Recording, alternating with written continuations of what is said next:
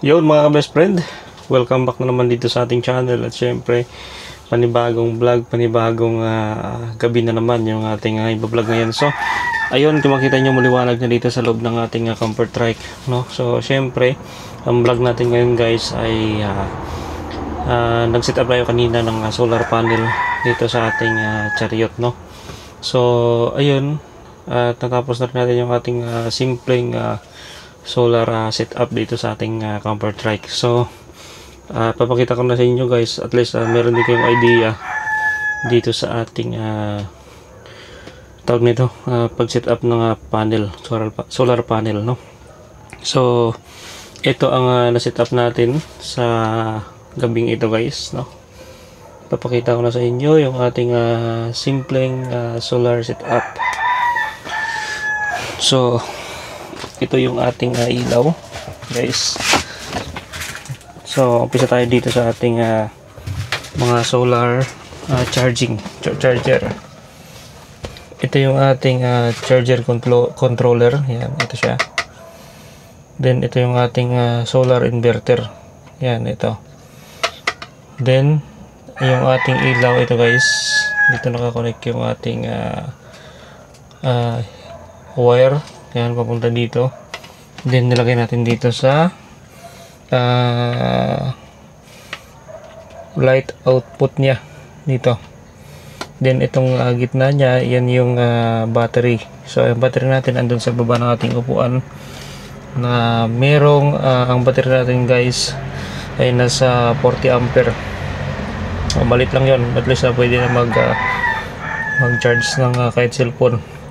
Ito naman yung papunta sa bali pinagdikit ko na yung battery, wire ng battery at wire ng ating solar inverter. So yan, makadikit na yan. Then ito naman yung ating inverter. Yan. So nasa 200 watts lang yan mga ka-best friend. Pinabaan lang natin kasi pang charge lang naman ng ating mga cellphone, ilaw-ilaw. So goods na yan mga ka-best friend, no? So yun. At on natin yung ating inverter. Dito yung switch niya sa ibaba. Yun, ayun, kumana na. Yan, so umilaw na yung kanyang green. So pag green, goods yung ating inverter. Ito naman yung patayan ng ilaw niya. So yan. O, subukan natin guys patayin. Yun. So ito yung switch off, switch on ng kanyang ilaw. Itong ilaw natin dito. Yan. So nandito rin yung ating try natin to i-charge yung ating emergency light. So para makita nyo yung ating tawag nito, output work, yung gagana, no? So subukan natin i-charge itong ating emergency light gamit itong ating inverter. Yun. So napakalakas ng spark. Yan, so nag-charge na yung ating emergency light. Yan, so pag nag-charge yan, hindi siya gagana. Hindi po siya gagana. Pero pag binunot natin, yan, i-on natin to, gagana yan. Yun. So talagang pang emergency light lang siya guys. Yan, so yung ating ilaw nasa 30 watts yan, kaya makita nyo napakalakas. Itong ating controller, yan, hindi ko, walang brand yan, pero magandang klase yung ating controller. Yung inverter natin, parang Bosca ata itong ating inverter guys, na nabili.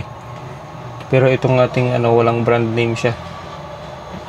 Ito naman, amount nito ay nasa lang bili ko niyan, nasa 600 plus. Ito naman ay nasa 500. Mas mura tong inverter natin. So 200 watts lang kasi yan siya. So yun guys, no? At subukan natin. Ano kaya pwede natin isubok dito na sa ating inverter. So yun, no? Nakapag-charge tayo kanina ng 2 bar. So pwede na yan. Pang camping yung ating solar setup. So malit lang yung ating panel, nasa 35 watts lang. no? Mas mahaba lang dito konti sa ating board, 35 watts, pero goods naman siya guys. Bosca rin yung brand ng ating solar panel.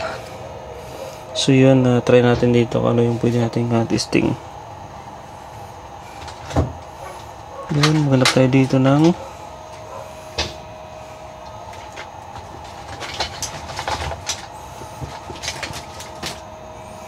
may mga wire output tayo dito, pero wala tayong mamaya guys, kuha tayo doon ng pwedeng i-testing natin dito. So yun guys, ito yung ating charger ng ating Xiaomi cellphone. Yan, 120 watts yan. So subukan natin dito. So ano muna natin, yun, ganda na nga ito yung inverter, malakas. So ito yung ating phone. Yan, so try natin. Okay guys, yan, charging na siya.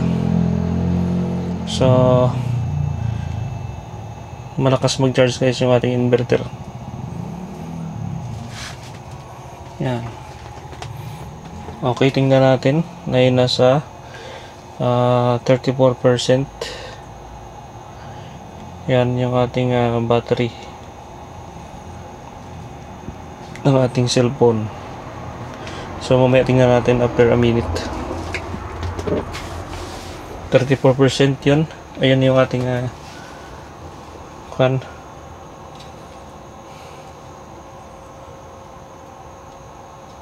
namatay siya. Matay yung ilaw niya, pero gumagana yung dating inverter. So lights on.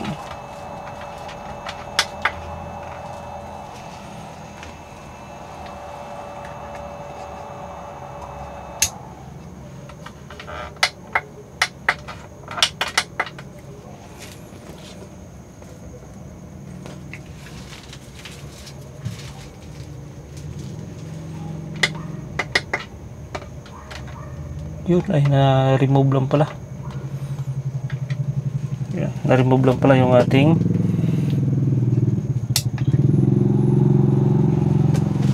yes. So tuloy-tuloy yung charging ng ating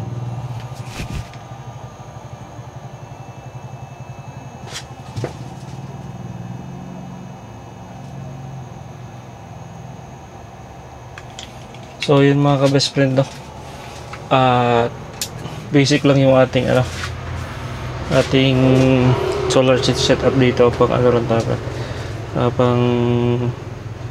pag nito pang ilaw-ilaw lang, charge ng cellphone, no? So dito pwede rin tayo dito mag-charge. Yan, try natin kung mag-charge dito. Yun, nag-charge siya. So pwede tayo mag-charge dun sa USB charging niya. Yun, yun, nag-charge siya guys. 38% na. Yan, ang bilis lang mag-charge ng ating charger controller.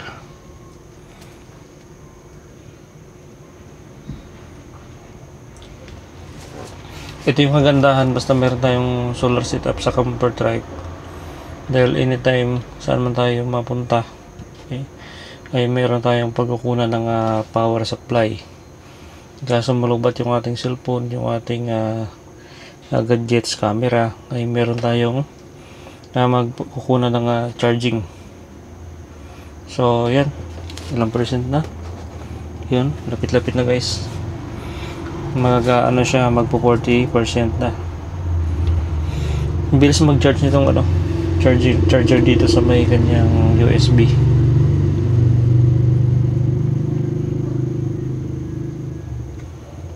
So yan mga tol, no? So ito yung ating lagayan ng mga kape, grocery, para hindi tayo mahirapan magligpit. So dyan na lang natin ilagay, meron siyang takip. Yan. Then sa baba naman, ito yung mga tools natin na ginagamit dito sa ating chariot, no? Nandito siya. Sa baba naman, mga duyan, mga wiring, mga patungkol sa electrical. At ito naman yung ating gasol, gasol ito. Yan. So, napaka basic lang ng ating setup. So hindi pa natin na set up ng maayos yung ating upuan dito kasi ginagamit pa natin to sa biyahe. So next time natin to kay set up na. So yan mga ka-best friend, napakasimple lang ng setup natin sa ating solar setup. So pang ilaw-ilaw lang yan natin paggabi. So ganyan lang, napakasimple lang guys. Yan. Thank you guys for watching sa ating bagong vlog ngayon. So yan, ang vlog natin ay nag-set up tayo ng ating solar system o solar energy para dito sa ating comfort trike. So yan, liwanag ng ating ilaw. 12 volts lang yan siya pero napaka liwanag niya.